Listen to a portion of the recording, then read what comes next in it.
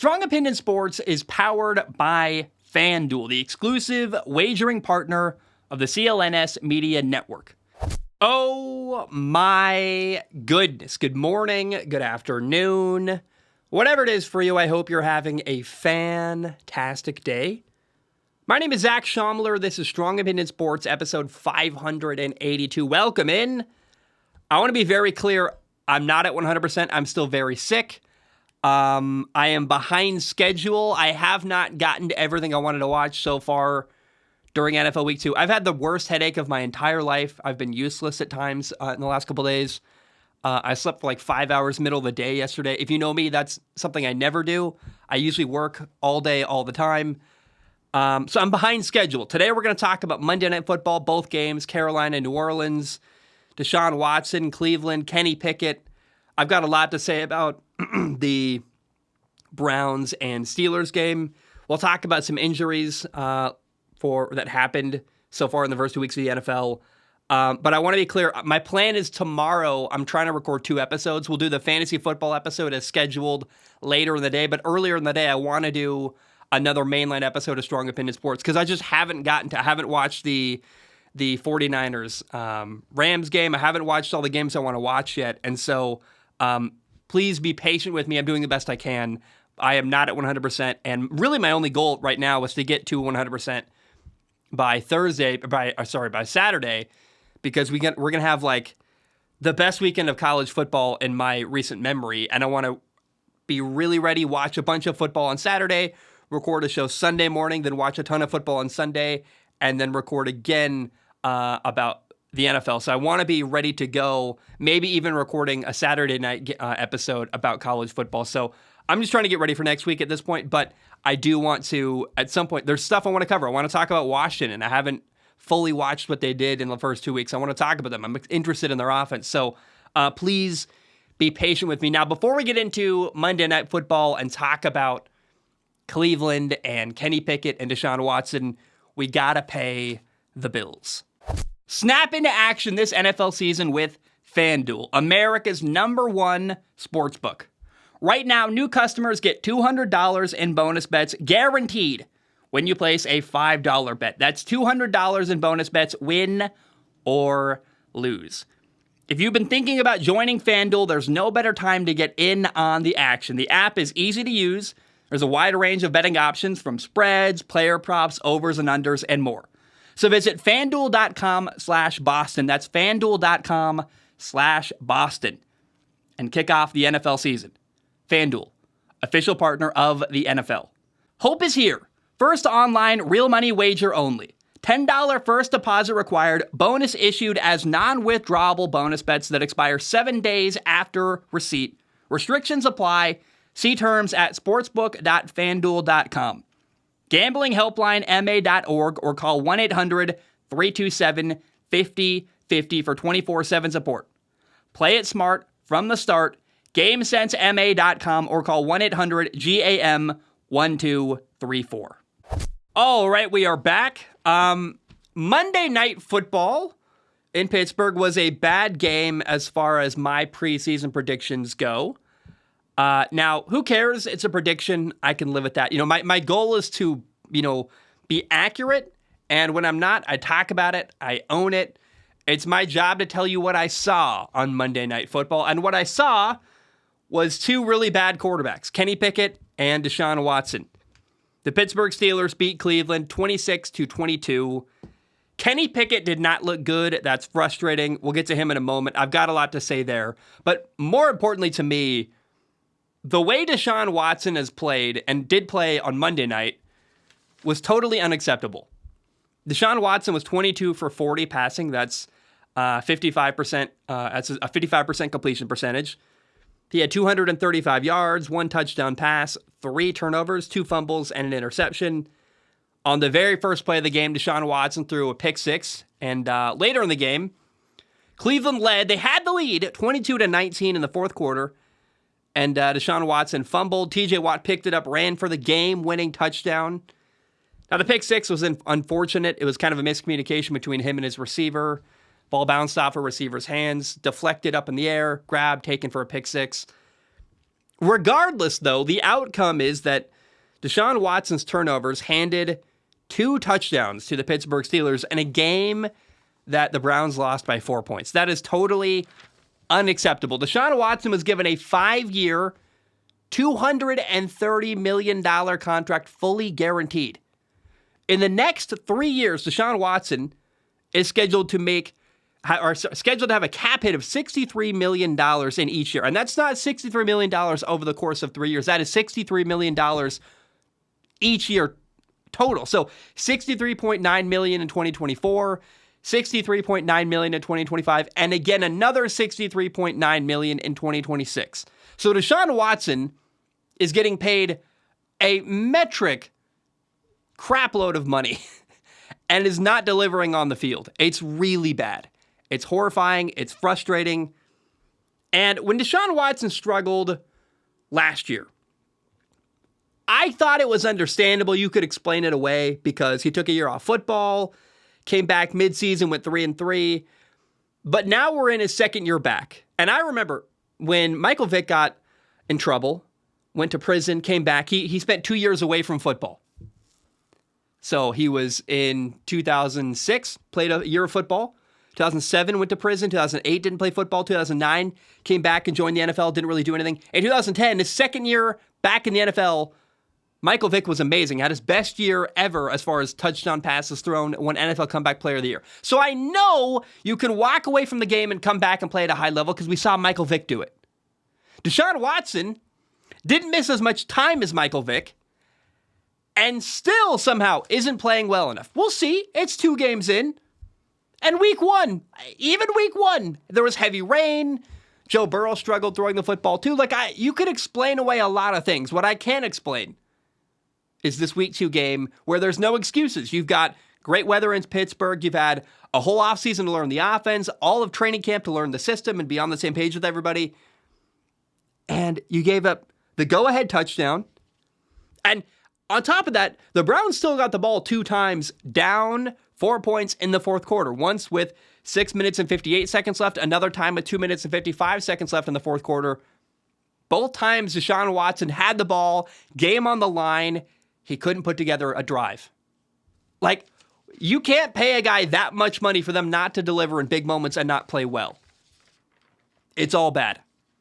And something really funny, by the way, is Baker Mayfield is doing better this year than Deshaun Watson. Remember, Cleveland dropped Baker Mayfield to bring in Deshaun Watson. They said, we don't want Baker Mayfield. You're washed up. They brought in Deshaun Watson, who has a really sketchy off-field past, but they looked past it because he's a really great quarterback.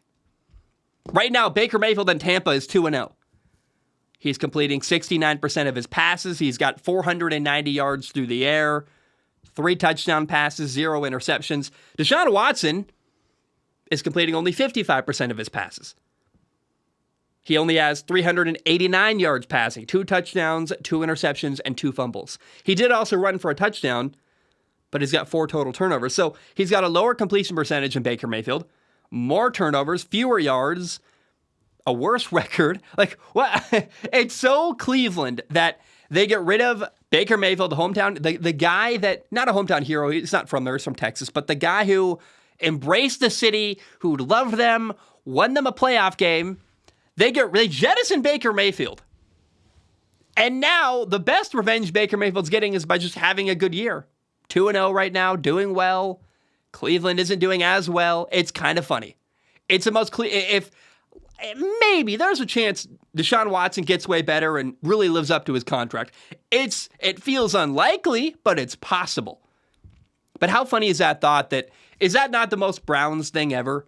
To get rid of Baker Mayfield and have him go somewhere else and be eventually better in Tampa than the quarterback you currently have with Deshaun Watson. It's a long season. We're only 2 games in, but let's see what happens. It's going to be wild. Now, the thing I haven't talked about yet from this football game that is a big deal, it's massive.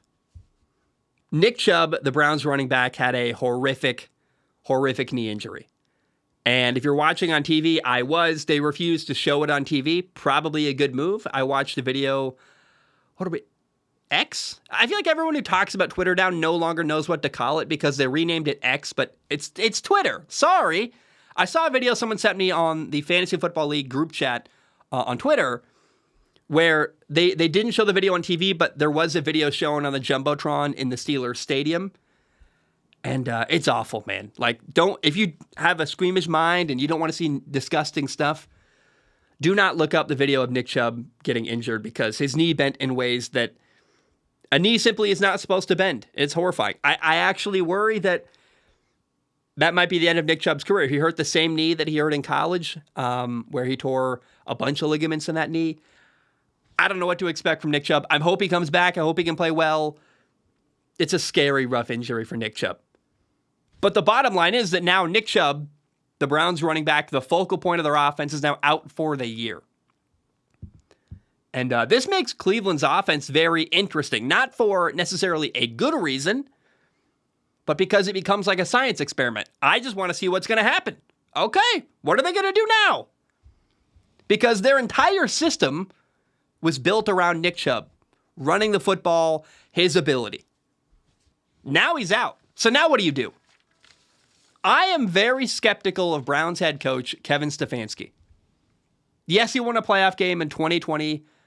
That was an awesome moment. I was actually like a borderline Browns fan when that happened. I love Baker Mayfield. I was excited for Cleveland finally doing well. Like, yeah, they won a playoff game. And after that happened, all my emotional energy in Cleveland got shifted away to the Detroit Lions. Now I want to see Detroit win a playoff game for the first time in a long, long time. And while that was a great moment for Kevin Stefanski and the Browns, it was also 3 years ago. Kevin Stefanski hasn't really done anything since. He got Baker Mayfield run out of town. Baker took the fall, not Kevin Stefanski. Then they made a move to go bring in Deshaun Watson, who couldn't play for 11 games last year. So last year was basically a wash.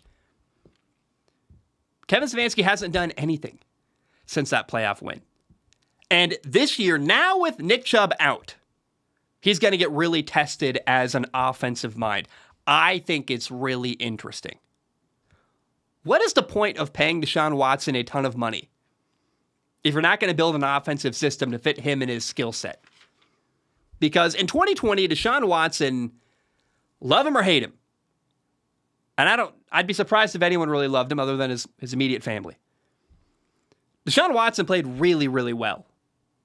That's the last time he played a full year of football. He was a quarterback in Houston, and Deshaun Watson I remember at the time saying, he's borderline an NFL MVP. Like, his team was so bad around him, and yet he made play after play, and he never let the bad situation around him drag him down into having turnovers and making a lot of bad decisions and bad plays. And I went back after that Monday Night Football game last night. I went back and I watched some of what he did in 2020. I was like, am I remembering things wrong? Because I remember him being absolutely amazing in 2020. And just to double check, I went back to make sure my memory wasn't off. And no, Deshaun Watson really was incredible in 2020. Beating man coverage, making great throws, extending plays, running the ball well. But in 2020, Deshaun Watson ran a different system. He wasn't under center. It wasn't heavy play action. It wasn't a run-first offense. It was a spread offense. So here is what I want to see the Cleveland Browns do. My plea, I feel like I'm advocating on behalf of a Cleveland Browns fan. I want to see Cleveland build a system that fits their quarterback, Deshaun Watson. Have him in the shotgun a ton. Stop putting him under center. Have 4 to 5 wide receivers on every play. And they got the dudes for it. They got Amari Cooper, Elijah Moore, David Njoku, who's a tight end but can run really good routes. Donovan Peoples-Jones, Marquise Goodwin is a speedy guy, can get downfield. And if you spread everything out, it creates better matchups. It creates better running lanes for Deshaun Watson. I think it would be really interesting to see Cleveland do more of what we saw Deshaun Watson do in Houston in 2020. And personally, I want to see Kevin Stefanski overhaul everything. He was once the offensive coordinator in Minnesota, ran the ball a ton there, came to Cleveland, been a run-heavy system. And, I think that now without Nick Chubb, you have no reason to build an offense that way. You don't have a dominant running back anymore. And Kevin Stefanski may not make a sweeping change. He may not build an offense to Deshaun Watson. He might be stuck in his ways, but here's my advice for that. Deshaun Watson's owed way too much money for them to get rid of him. So if there's going to have to be a change, the coach is getting fired before the quarterback. It's just true. I mean, if you're not going to win this year, then they're probably going to make a change at head coach to get an offense that really fits Deshaun Watson. I think you might want to get ahead of it, Kevin Stefanski. Maybe make a change to build an offense to fit your quarterback. By the way, that's something every great coach does. I even before the season started, I was like, I know they got Nick Chubb, so it's excusable because he's a great running back and you want to build a system that revolves around your great running back. Now that he's gone, what are we doing? Why is Miami such a great offense? Because they built a system that fits Tua, their quarterback, really well. What a great coach does is design an offense and design a system to fit the strengths of their quarterback. Cleveland hasn't done that. It's weird to me. And I think it's really showing Kevin Stefanski's weakness as a coach, his inability to adjust to the people he has on his roster. I think you could take a lesson from Mike McDaniel, the coach in Miami. He has built a system that fits the quarterback. Why hasn't Miami done that? Why hasn't Cleveland done that? And again, like I said, if the Browns are bad and a change has to get made, they can't get rid of Deshaun Watson. He's owed too much money. They're going to have to make a change at head coach.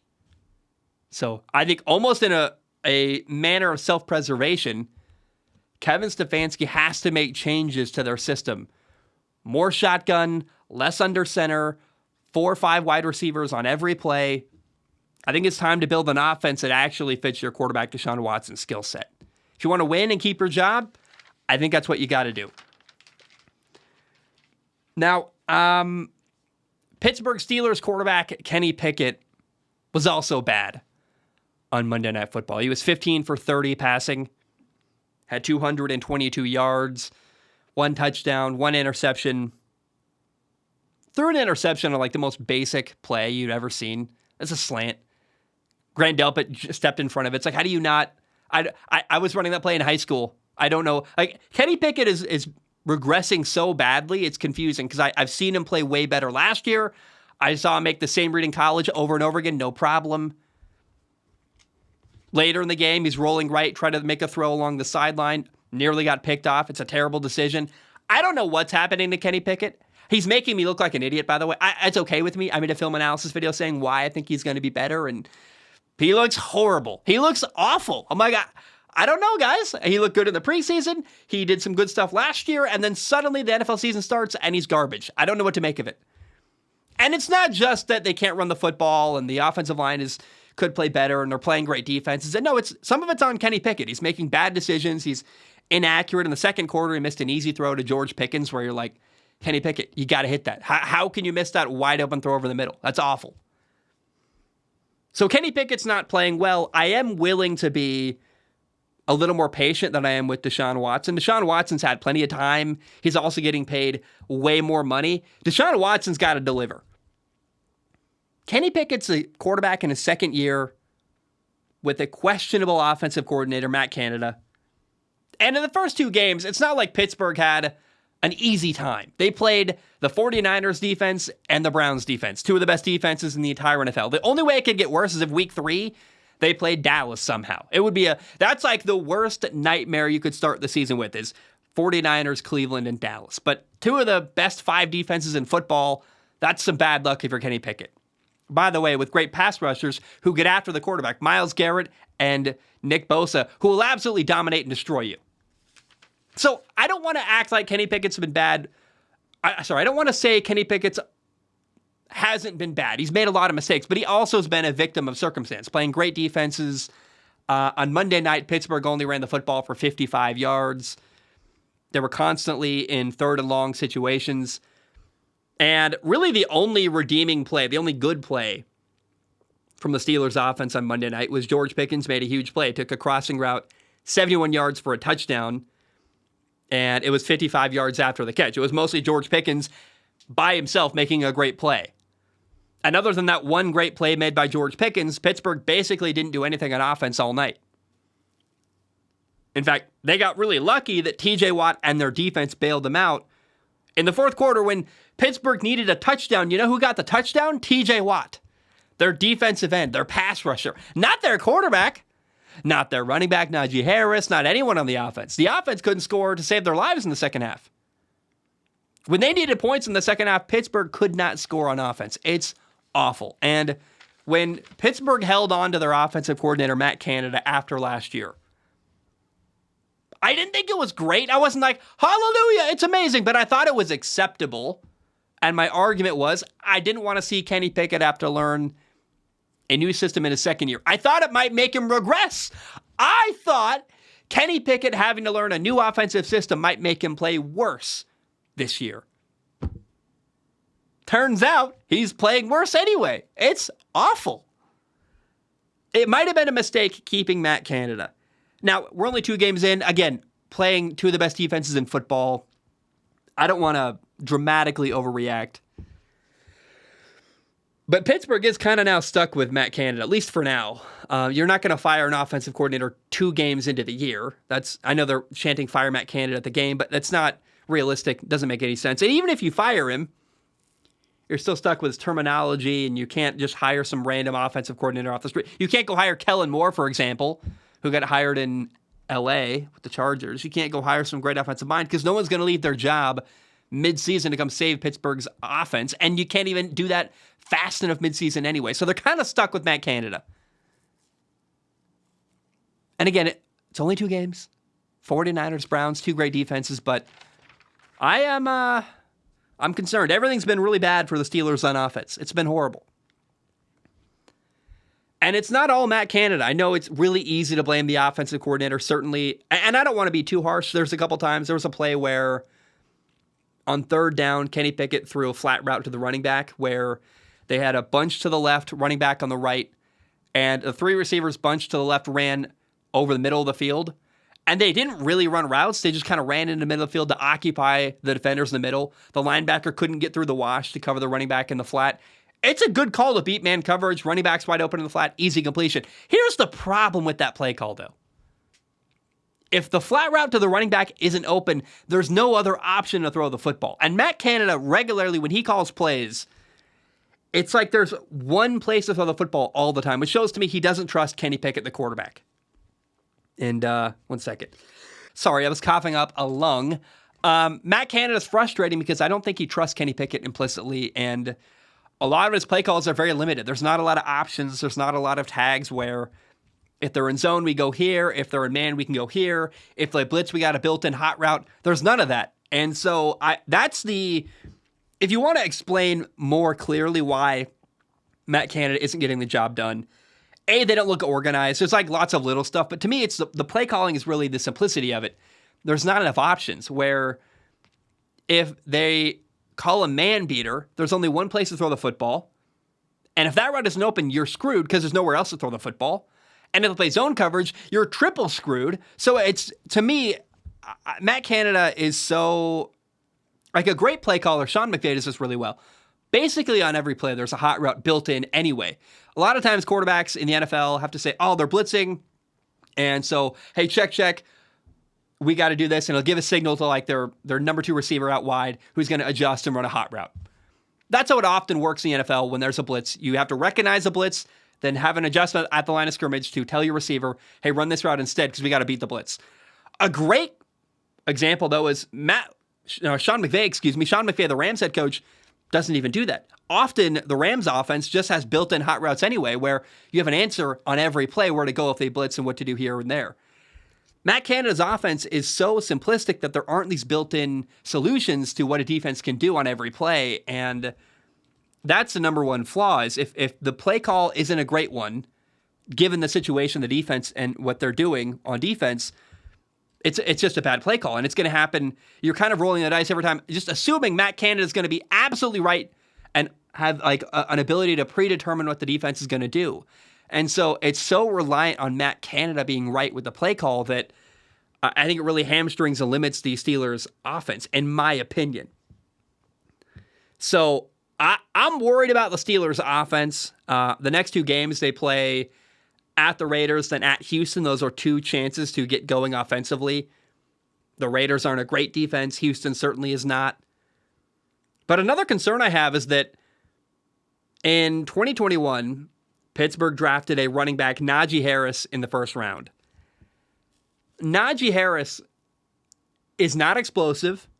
I'm not sure what he does at like a great or elite level at the running back position. I'm not sure there's anything. Not to say I don't like him. He's an awesome person. His personality is great. I'm rooting for him. But in 2 games, he's got 16 carries for 74 yards. Najee Harris, here's the thing. Even if Najee Harris was a great running back, I think the way to run the football is actually by investing in offensive linemen, because linemen blocking are more valuable in the running game than a great running back. If you can have both, great. But in the first round in that draft class, maybe they should have drafted an offensive lineman. And I think what you do is you draft linemen in the first and second round and running backs in the third and fourth round. But right now it's looking like Najee Harris might have been not the best draft pick. I just have concerns across the board in Pittsburgh. I'm worried about them. I think we already kind of see the Matt Canada firing coming, but they got to ride it out for a while. You can't fire him after 2 games. It's just not realistic. It doesn't make any sense. But again, the problem with the Steelers' offense is that it's so simple and it's so reliant on every call being perfect rather than having built-in systems to go watch. A 3rd and 3, I believe, throws a flat route to their running back for a first down. Great play, big play, by the way. But watch the receivers running over the middle. They're not doing anything. Their job on that play is just to run into the defenders. They're not running a route, really. It's like a pick. And it worked out. It was a great play call. But what if the defense had done something unexpected? Then suddenly, Kenny Pickett's holding onto the football in the pocket with nowhere to go with the football, totally screwed. And that kind of stuff seems to happen way too much when I watch the Steelers offense. It drives me nuts. Shout out to George Pickens, though. George Pickens had 4 catches for 127 yards and a touchdown. But, I got to say, I feel bad for the Cleveland Browns defense here. They played well enough to win. And their offense, unfortunately, handed Pittsburgh 2 touchdowns. Deshaun Watson had a fumble and a pick 6, both taken for touchdowns. An interception, pick 6, you know what I'm saying. It's sad, man. I thought that the Browns defense played well enough to win. Their offense handed the game to Pittsburgh. You had a lead late in the 4th quarter, and Pittsburgh couldn't do anything on offense. All Cleveland had to do was, hey, don't have a costly turnover deep in your own territory. What did Deshaun Watson do? Fumble the bag. Ball picked up, touchdown, Pittsburgh. Oh, it's so irritating. It's like, man, how many missed opportunities can you have? Your defense did everything they possibly could, and Deshaun Watson handed the game away. A guy making $230 million fully guaranteed. Unacceptable. Cannot happen. So I'm curious, will Cleveland make a change on offense?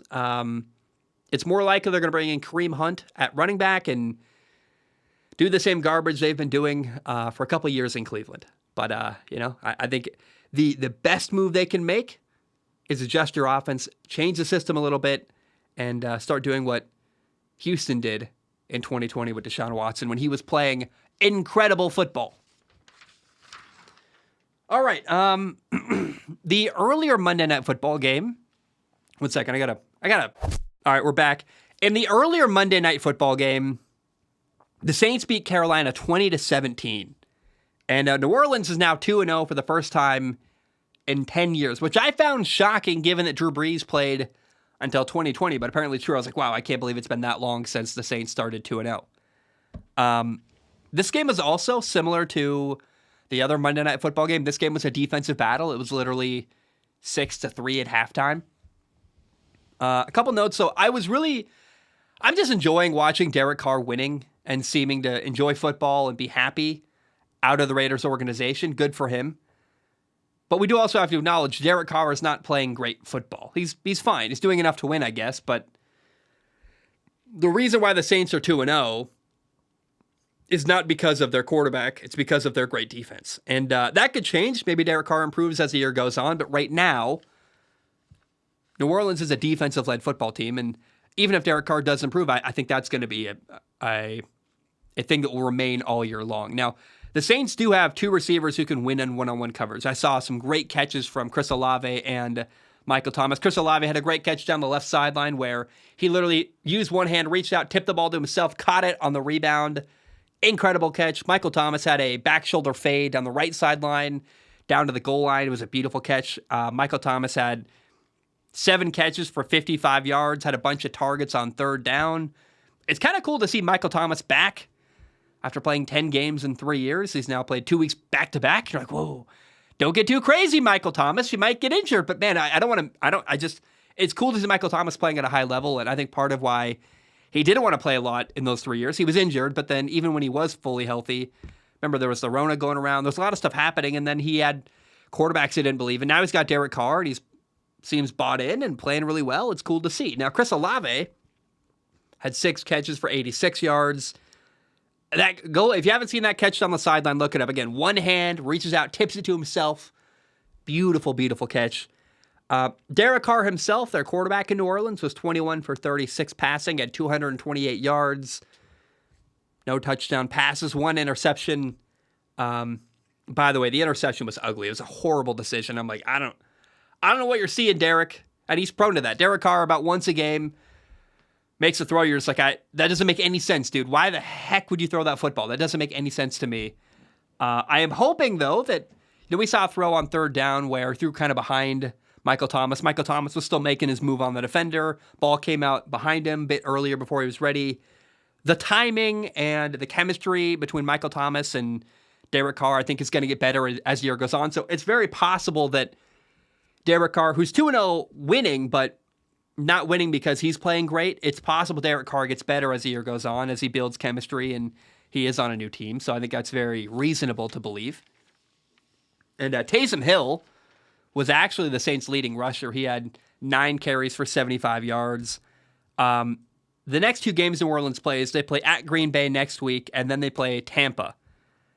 And Jordan Love against the Saints defense is going to be a really fun test of what Jordan Love can do, and then really learning what does Derek Carr look like on the road at Lambeau.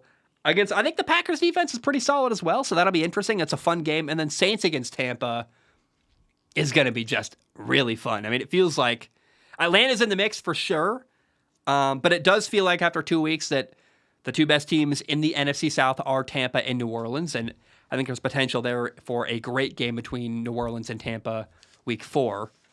Now, the focus on Carolina, or the focus, I guess, in Carolina, he's the wrong context there. The focus in Carolina is on their rookie quarterback, number 1 overall pick, Bryce Young. Bryce Young was 22 for 33 passing for 153 yards, 1 touchdown, had a fumble on Monday Night Football. He wasn't great. Bryce Young was not outstanding in this football game. The good news is he doesn't look awful. In fact, I would say Bryce Young in 2 games looks better than Justin Fields and Kenny Pickett. So that's a really low bar. They haven't played great either. But I have no concerns about Bryce Young. He's 2 games in, 22 years old. He's a rookie. Bryce Young is putting stuff on tape that he can learn from, working on little details here and there. But again, the good news is, like I said, we saw Derek Carr throw a terrible interception in this football game. I'm like, what are you doing?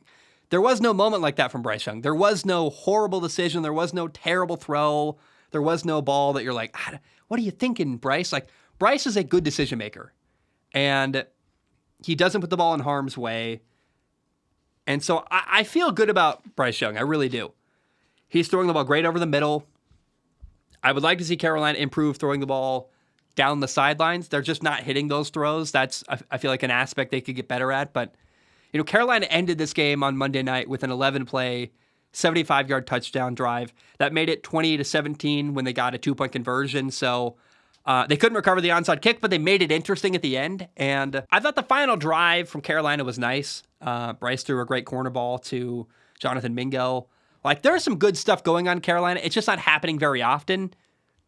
Now, the bad news for Carolina Panthers fans is that the next 4 games look pretty tough. They play at Seattle, then they play the Vikings, then they play at Detroit, and after that, they play at Miami. So 3 games on the road, plus a game at home against Minnesota. Minnesota's not a great football team, but it's an evenly matched game, and they've got I think Kirk has slightly better right now than Bryce Young is. I worry Carolina might start the year 1-5 or 0-6.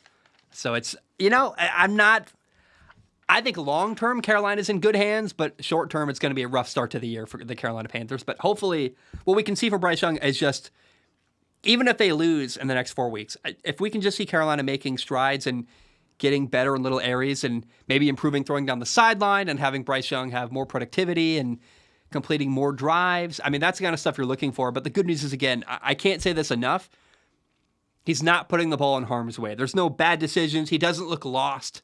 He looks frustrated, and that's actually a good sign. Bryce Young will have a throw, and it's not working out. He looks irritated, like, I want to be good at this, right? And I think that's actually awesome. I feel really strongly that as Bryce Young plays throughout this year, he's going to get really good coaching. He's going to be watching stuff on film, and they're going to go, hey, you got to do this instead, correct this, correct that. And making corrections throughout the year is just going to make Bryce Young much better week to week. And so I don't know that they're going to win a lot between now and the next 4 games, but I do think that Carolina's got potential to improve. And if we see Bryce Young, I mean, their season right now, it's all about Bryce Young. And if all you see from Carolina this year is Bryce Young just getting a little bit better every week, that's a victory. And I think the second half of the year could be a lot of wins in a row, maybe. If Carolina really gets going, Bryce Young keeps getting better, if they can get through these next 4 weeks, after that, they get a shot to do something really good. So I walked away, I guess in a weird way, encouraged about Bryce Young. Like I said, no boneheaded throws, and that's so valuable. Like, the game isn't moving too fast for him. He doesn't look overwhelmed. It just looks like there's little things he's got to work on. And so I can handle that. I feel pretty good about Bryce Young. Now, there were 2 injuries in this football game. Saints running back Jamal Williams hurt his hamstring. His head coach, Dennis Allen, said he's going to need, quote, some time. So I don't know how long that means Jamal Williams is going to be out, but the Saints running back is currently injured. I don't know what that means exactly. Some time is very nondescript, but it means he could play next week. It means he could be out a couple weeks. I have no idea. The more concerning injury is the Panthers linebacker Shaq Thompson has a fractured fibula. That is one of the leg bones in your lower leg between the knee and the ankle. I believe it's the outside one. He's going to be out for the year. And so Shaq Thompson, that's a loss for Carolina, who I thought defensively has played pretty well in the first 2 weeks. And losing a linebacker like Shaq Thompson, that's not awesome. Well, guys, I'm going to take a break. After the break, I want to talk about running backs, and then I want to talk about a quarterback who I think needs to make a really, really important change, or else he's going to pay for it in a big, big way. I'm going to take a short break because we got to pay the bills. Hey guys, it's kind of a big deal here. I'm actually trying to help you, so don't skip the ad. I know that when you listen to a podcast, you skip ahead. I know that because that's what I do, but don't skip this one. We got Factor as a sponsor, and I was sitting down to prepare my little ad read. They give, I write a piece of paper with a bunch of notes. And I'm like, okay, what are they offering? What's the deal here? Usually it's like 10 to 20%. Like, okay, factor.com/SOS, whatever. And no. They are offering 50% off to Strong Opinion Sports listeners. And here's what they are. Factor is a meal kit service. You can get 50% off. Go to factormeals.com/SOS50 and use code SOS50. And straight up on a human level, you'd be kind of silly not to investigate. It's a great deal. Factor is a meal kit service. They send you ready-to-eat meals. They're easy to prepare. For me, they showed up in a box with a bunch of high-quality ice packs. You take them out of the box. You put the meal kits in the fridge. And when you want food, you go to the fridge. You take it out. You put the thing in the microwave. You heat it up. 2 minutes later, you've got a really good meal ready to go. Now, the microwave part made me kind of go, what is this? Is it a bunch of TV dinners? Like, what is this crap? No. This is phenomenal food. It's high quality. It's never frozen. And compared to all the other options you can have for a quick and easy meal, it kind of kicks booty and is phenomenal. So what I really think is interesting too, there's so many ways to customize your order, whether maybe you're on a diet and you're like, hey, I'm trying to cut calories. There are low calorie options. Or maybe you just want really good food that's easy to make and doesn't take 30 minutes to an hour out of your time cooking during the day. Like for me, I'm really busy with football season, and it's an incredibly valuable thing for me to go to my fridge, grab a really good meal, pull it out, put it in the microwave. 2 minutes later, I've got a good meal ready to go. I saved a lot of time. It's cheaper for you and better than takeout or delivery. I used to drive for a delivery service. Guys, those prices are not good compared to this. So again, it's just nice to have the fridge loaded with high quality, good meals that are easy to prepare. And you can get 50% off of this meal kit service. Do the math. That's a really good offer. So head to factormeals.com/SOS50 and use code SOS50 to get 50% off. That is factormeals.com/SOS50. Use code SOS50 to get 50% off. Again, code SOS50 at factormeals.com/SOS50 to get 50% off. And guys, it's a great offer. You would be silly. I'm trying to help you. Like, that would be a great thing to investigate because it's legitimately a great deal. Food's expensive right now, and having food that's great and convenient and not terrible for you is a rare thing. So investigate it. Factormeals.com/SOS50. All right, we are back. I feel like I haven't exactly figured out how to send the show to break yet. I just say, we got to pay the bills, and I leave it there. I want to find some kind of way, like a catchphrase or I don't even know, some phrasing that's like a fun way to like send it into the break. I haven't figured it out yet. Like when I end the show, I go, ba-dum-bum, bam, we are done. And when I start the show, oh my goodness, good morning, good afternoon, that kind of stuff. Like I want to find some kind of little way I got a repeated phrase I can use that's kind of like a built-in transition in my head to just transition right into an ad read. I haven't figured it out yet, but I don't know. If you got any ideas, write in. Now, I want to talk about running backs because so far in the first 2 weeks of the NFL season, we already have three major starting running backs injured in the first 2 weeks of NFL football. Chargers running back Austin Eckler has an ankle injury. Currently, there is no timeline on his return, so we don't know how serious it is and how long he's going to be out. Giants running back Saquon Barkley has an ankle sprain. He's roughly out 3 weeks, although some people say it's week to week, and it feels like really he could come back. They play Thursday night against the 49ers. He's not going to play in that game. Maybe the following week is the earliest Saquon Barkley could come back. But still, Saquon Barkley missing time in an important season, in an important game for the New York Giants. And on Monday Night Football, I think we all know what happened. We saw a horrific, awful knee injury where Nick Chubb is out for the year. Hopefully Nick Chubb, his career isn't over. I mean, it was that bad. The knee just should never bend that direction. It's awful. It was just a really awful knee injury. And unfortunately, though, the narrative now has to be talked about, which is that all offseason we talked about how teams don't want to pay NFL running backs. Teams just were not willing to shell out big long-term money to NFL running backs. And this is why, right? You wouldn't make a big investment like buying a home if you thought that 3 years after buying it, it could fall down. Or you wouldn't buy a car if you thought that 2 years from now the engine might blow up. I mean, just the uncertainty of its availability long-term would keep you from making a big investment. That is why teams don't want to invest a lot of money into a running back, on top of the fact that, you can draft a running back in the third round of the draft. Isaiah Pacheco, the starting running back in Kansas City, was a 7th-round draft pick. They are paying him nothing to be their starting running back. You can get quality production from a running back at marginal money, way less than Saquon Barkley is getting paid on a one-year deal, way less than Josh Jacobs is getting paid with the Raiders. And, it's unfortunate, but I think it makes total financial sense why NFL teams do not want to pay running backs big long-term money. The only answer is if you're a great player, if you're a great athlete, don't play running back. Like, avoid running back at all costs. Dylan Edwards, running back at Colorado. I would say, man, if you can play receiver, play receiver. Yeah, see what I mean? Like, you're not going to, I don't want to screw up what Colorado's doing, but that's a great athlete who, by playing running back, is going to shorten his ability long-term to make a lot of money in the NFL. Maybe we're way ahead of that, but that's the kind of guy I'm talking about. When you see a great athlete playing running back in college football, I'm like, you should learn how to catch passes and maybe run routes, because if you want a long, great career in the NFL, it ain't going to be at running back, because I don't think anyone is going to have a long, great career at running back for the foreseeable future. Like, Derrick Henry is going to retire, and we're not going to see another guy like him for a long time. Maybe Christian McCaffrey's? I don't know. I just don't see a lot of running backs having 10-year careers in the NFL anymore. It's just not going to happen. So I think that, unfortunately, NFL teams not paying running backs makes a lot of sense. And if you're a young guy in college or high school, playing running back doesn't make a lot of sense.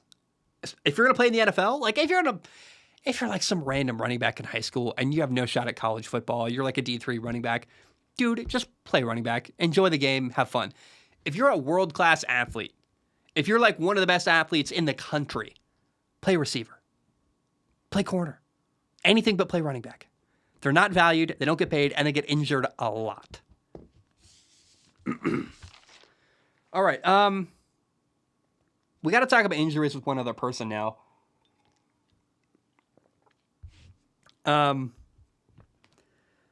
Colts quarterback Anthony Richardson got hurt at the end of the fourth quarter, week 1. 59 seconds left, running on the goal line. He got freaking popped, man. And so Gardner Minshew had to come in and finish the game week 1 against Jacksonville. And then week 2 against Houston, Anthony Richardson, the number 4 overall pick, rookie quarterback, playing in his second NFL start, got another injury for the second week in a row, got a concussion, didn't finish the game, left early in the second quarter. And Anthony Richardson is a really, really special athlete. He's run for 3 touchdowns this year. He's thrown for a touchdown. And the guy hasn't even played 2 full games. I mean, he is really playing well when he's available. But he's only played 5.5 quarters of football this year. Like, it's not a lot. And what we're seeing from Anthony Richardson is that we talk about Tua a lot. Tua's got to protect himself. He's got to slide. He's got to get down. And I think Tua's actually doing that this year. So now the conversation has to go from Tua to Anthony Richardson. He's the next guy we got to say, this guy has got to take care of himself or his career is going to be really short. He got leveled week 1. Go watch the hit. Go watch the end of, if you can't find it, a great way to find it would be just probably watch the Jaguars and Colts week 1 highlights. I'm sure it's in there. I watched him just get obliterated by like 3 defenders on the goal line, and you're like, ooh, that's a really bad hit. That's not great. And so Anthony Richardson has got to protect himself. He's got to slide. He's got to get down, throw the ball away, get out of bounds. Like, stop taking massive hits, because while he is just an incredible special athlete, can run like no other, and he's got a great arm, it doesn't matter how talented he is if he's not available to play on Sundays. And so I just think that there's got to be a conversation had. I'm sure they're telling him, hey, you got to take care of yourself. But, man, that's the new guy in the NFL we got to watch out for, because Anthony Richardson is putting himself in harm's way a ton. And 2 weeks, 2 injuries, a really talented player having success. Anthony Richardson has 4 touchdowns in 2 weeks as a rookie. 3 rushing touchdowns, doing great. But you got to keep yourself out of harm's way.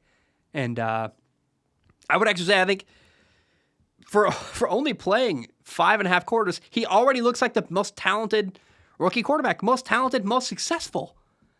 He's got better numbers than Bryce Young does. And he's barely played. So I'm pleading to Anthony Richardson, take care of yourself, slide, get out of bounds, get down.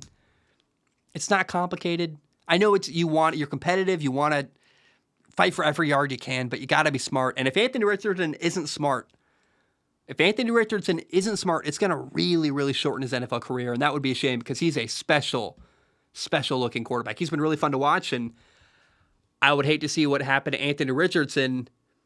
So I would hate to see what happened to RG3, who had this like incredible rookie year, won Rookie of the Year, have his career cut short by a horrible injury. And Anthony Richardson is a similar level of electrifying that RG3 was. Like, truly, it's like, wow, this is really fun to watch. But it doesn't matter if you're injured. And so I am pleading with AR, take care of yourself, get down, and be smart. Guys, that's all I have. I'm going to get this out. I've got a lot of football I want to watch. I'm going to record again another episode tomorrow, Wednesday. And then, we'll have one Thursday, Friday. We'll also have a fantasy football episode. I got 4 more episodes to record this week. I am on it. I love you. I appreciate you. I'm going to go now. I'm going to hang up because I want to just get right back into watching more football. But I wanted to pause what I was working on, record the show, and then get back into the thick of it. So I love you. I appreciate you. Have a great day. And I'll see you tomorrow. Ba-dum-bum. Bam. We are done.